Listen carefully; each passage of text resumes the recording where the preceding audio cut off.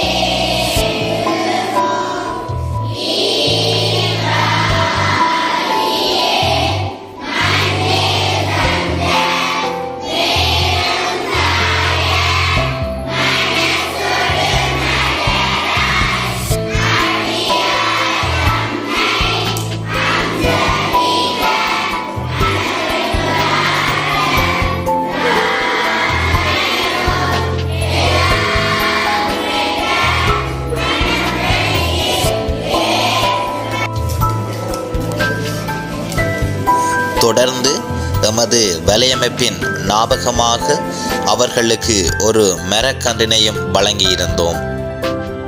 இந்த தேசத்தின் குரல் என்ற வலையமைப்பின் மூலம் மகாதேவா சிறுவர் இல்லத்தில் கிட்டத்தட்ட 250க்கும் மேற்பட்ட பிள்ளைகளுக்கு நாங்கள் இரவு போஷணத்தை வழங்கியிருந்திருக்கிறோம். இந்த உணவை வழங்கிய தேசத்தின் குரல் அமைப்புக்கு நன்றியை தெரிவித்துக் கொண்டு இங்கே 250க்கும் மேற்பட்ட பெற்றோர்கள் இல்லைன்னா பெற்றோரால் கைவிடப்பட்ட குழந்தைகள் இருக்கிறபடியால் எதிர்காலத்தில் இந்த பிள்ளைகளுக்கு உங்கள் இந்த பிறந்த நாள் நிகழ்வாக இருக்கலாம். இல்லைன்னு சொன்ன நினைவு நாட்களில் ஒரு நேரம் என்றாலும் உங்களோட பேரை சொல்லி அவங்கள ஒரு நேரம் உணவு உண்றதுக்கு எதிர்பெறுங்காலங்களில் நீங்கள் உங்களால் முயன்ற நிதியை கொடுத்து இந்த சிறுவர்கள வாழ்க்கையில் ஒளியேற்ற வேண்டும்னு சொல்லிட்டு நன்றியை தெரிவித்து வந்து விடவும் நன்றி.